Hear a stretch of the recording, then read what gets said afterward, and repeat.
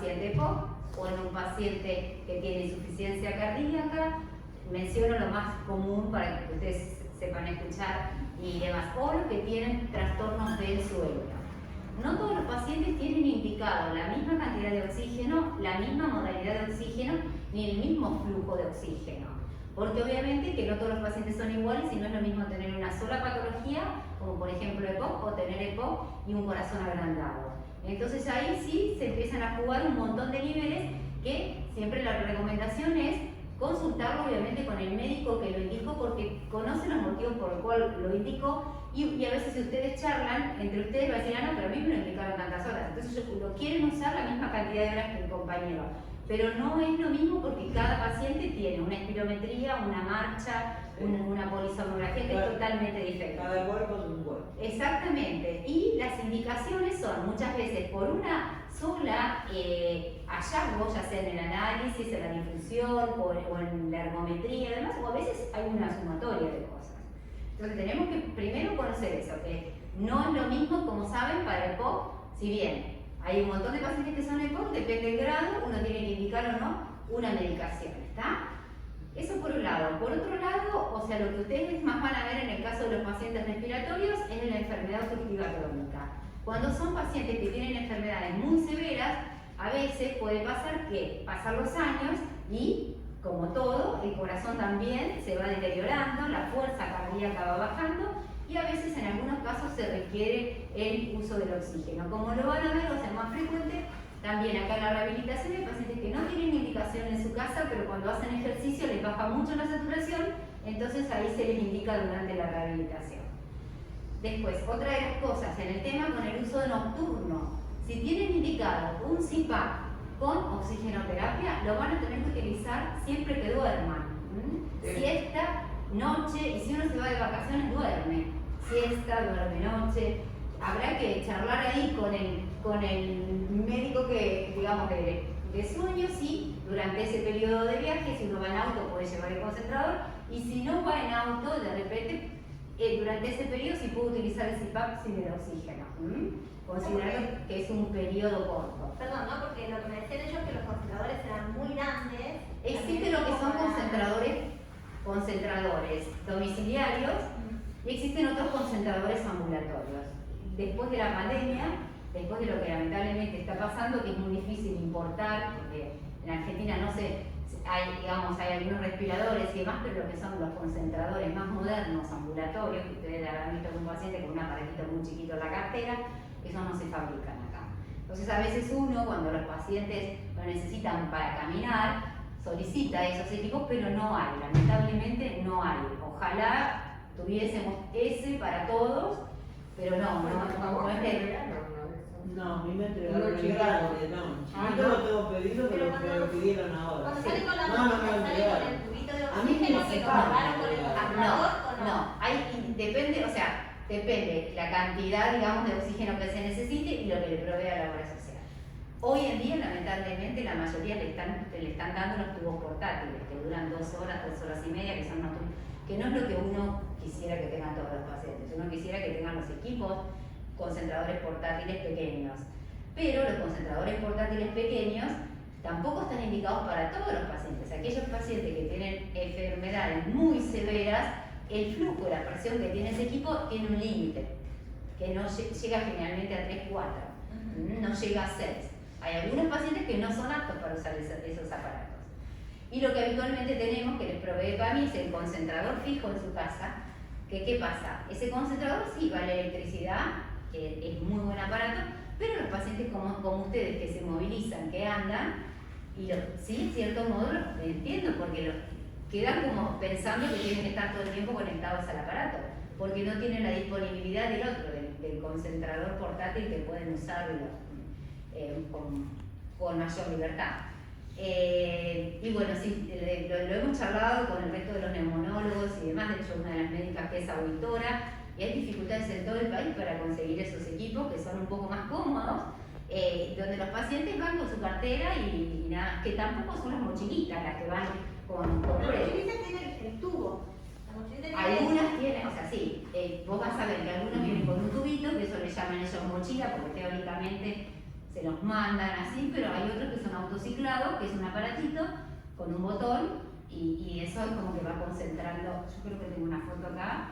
Pero Angelina, vos me decís que no hay de eso para darnos, de los portátiles, no hay. No sé, yo no sé, yo te comento cuál es la dificultad que tenemos, porque uno se los pide y les mandan. Entonces yo digo a los pacientes, llamen al proveedor, porque acá hay como una lista de mediadores también. O sea, uno le pide, le hace la indicación, ustedes van, PAMI se los autoriza. Sí. PAMI le terciariza un prestador. Sí. PAMI no es dueño de los aparatos, sino que contrata. Y ese que contrata firma que lo tiene y les manda lo que tiene. Que no necesariamente a veces es lo que uno pide, pero no. O sea, uno lo que tiene que hacer es llamar, volver a pedirlo, pero puede pasar que sí, que no haya. Venimos con este tema desde toda la pandemia y bueno, lamentablemente, o sea, ojalá que se resuelva, pero uno encuentra esas dificultades, como los equipos de CIPAP. Ustedes van a ver que algunos les mandan, algunos que son un poco más modernos, otros un poco más anticuados. A mí no me lo mandaron directamente. No te lo mandan, claro. Es de a poco, yo no te voy a mostrar, por ejemplo, pero bueno, no es. A veces algún que otro paciente tiene la posibilidad, se lo hace, no es la manera, se lo hace traer desde afuera, pero este, por ejemplo, es uno, mirá, ese aparatito que es un concentrador portátil. Este es, no sé si lo van a ver, es un aparatito chiquito. Sí, un cuadradito así. Sí, que lo llevan y ese lo utilizan tanto a veces en su casa, o en su casa utilizan el que es conectado a la energía para no hacer un desgaste del equipo, y cuando salen van con eso como si fuese una cartera.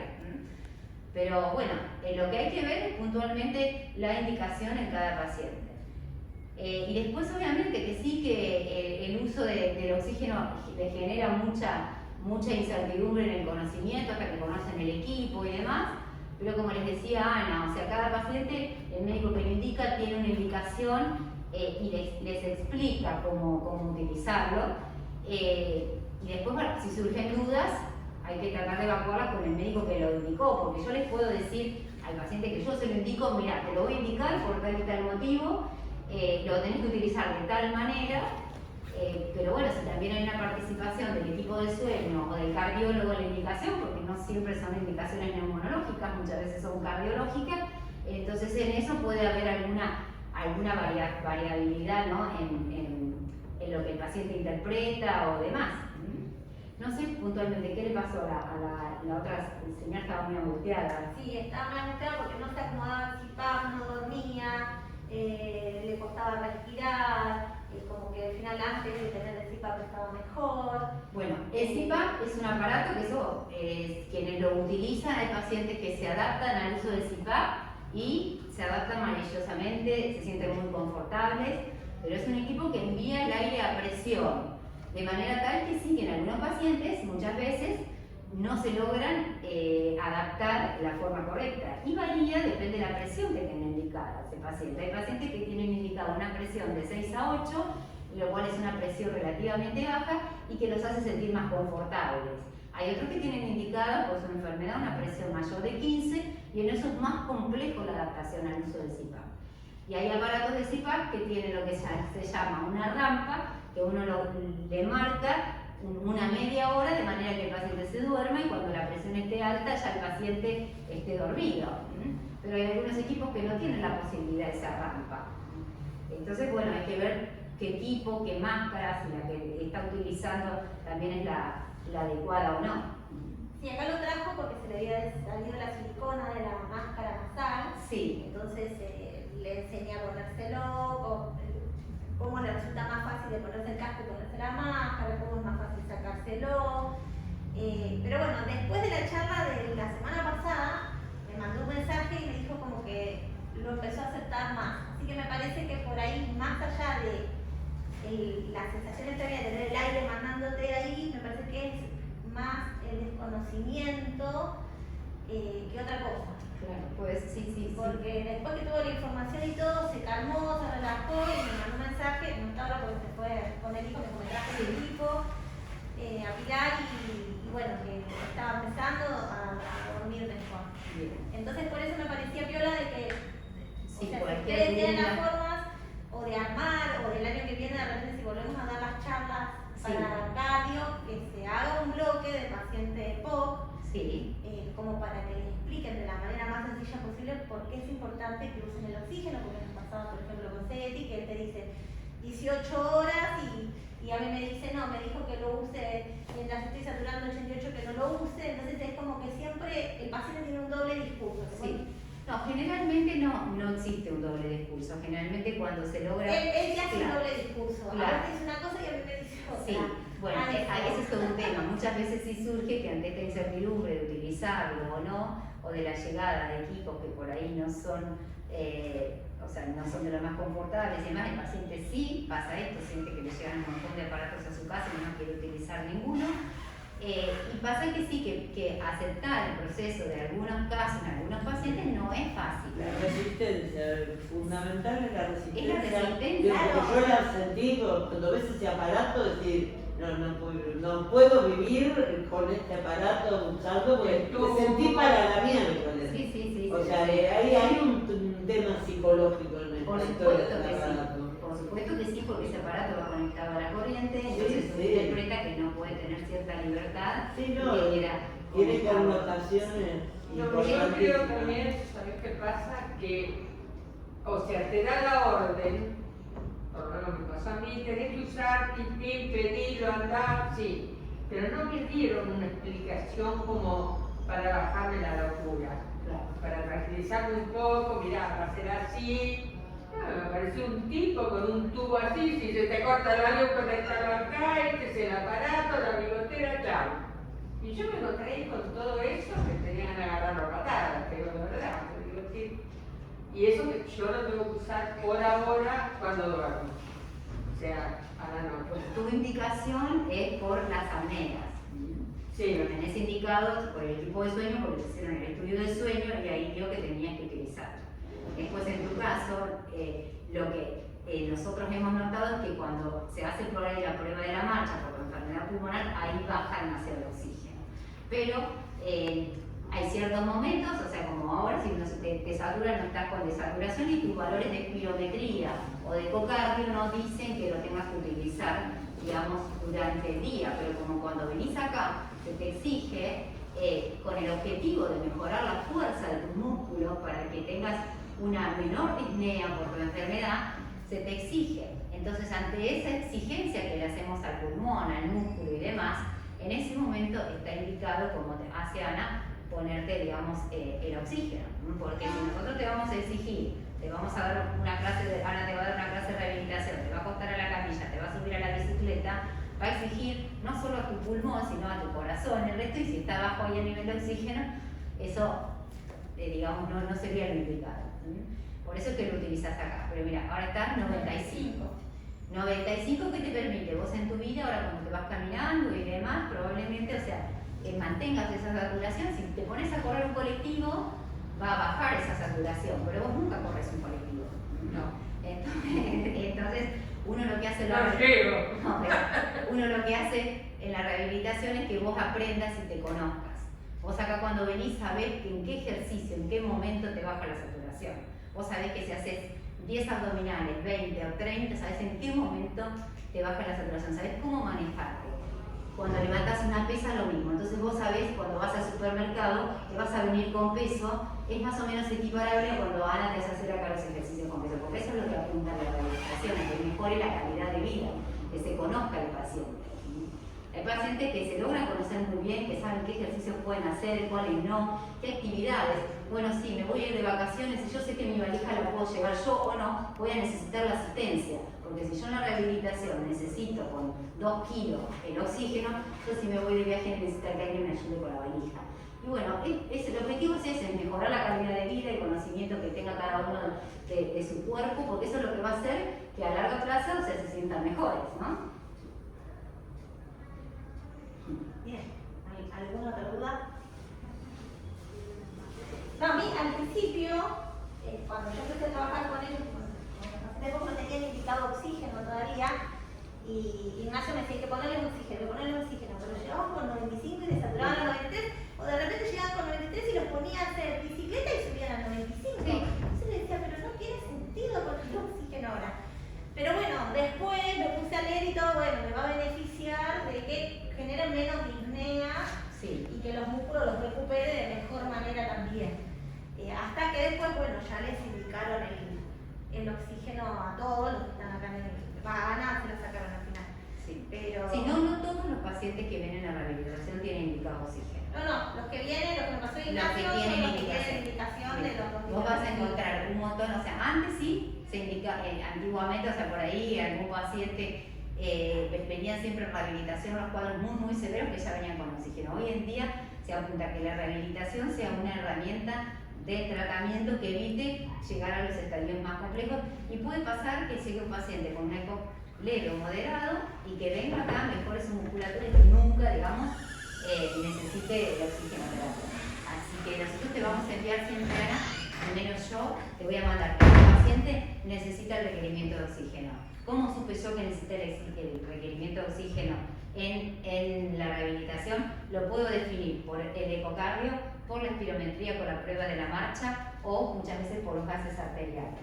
Claro, yo ahora me hago una historia clínica para el año que viene o para cuando arranquemos en diciembre, donde ya me puse una parte para el paciente COVID. Entonces, bueno, me interesa el test de marcha porque entonces a mí me sirve también como para verlos acá. Sí. Nosotros les evaluamos fuerza de mano, fuerza de piernas con el test de la silla, los hago hacer de bicicleta, los hago caminar, los hago subir y bajar el step, el circuito aeróbico y ahí los voy evaluando. Perfecto. Entonces, también tener el estado óseo-base me sirve como para saber, retienen, no retienen, por qué peso están, si se ponen a hiperventilar o no están hiperactivos.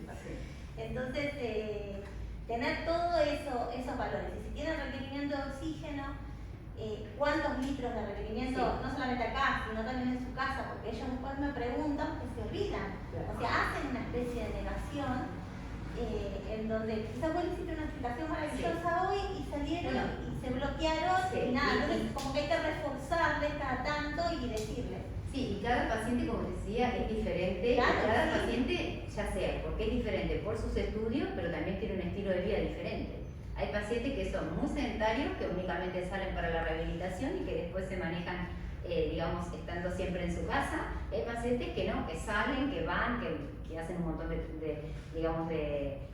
trabajo social o de visitas familiares. Entonces es diferente cada paciente. Obviamente que el paciente que es más sedentario generalmente se adhiere más porque le es más fácil, pero bueno, cada uno es diferente. Entonces, cualquier duda o todo, bueno, vamos a estar para evacuar esas dudas. Igualmente, la idea de acá, que es lo que yo tengo implementado, todos participan en un grupo de WhatsApp donde yo por semana les pongo videos de ejercicios que tienen que hacer en su casa. O sea, yo los tengo que sacar del sedentarismo porque si no, 2 veces por semana lo que hacen acá no alcanza. Son ejercicios simples, sencillos, en donde ellos se tienen que ir controlando siempre.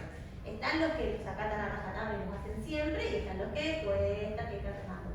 Pero bueno, eso, si tienen oxígeno en la casa, saber cómo lo tienen que usar, cuánto tiempo lo tienen que usar, obviamente si hacen el ejercicio lo van a tener que usar.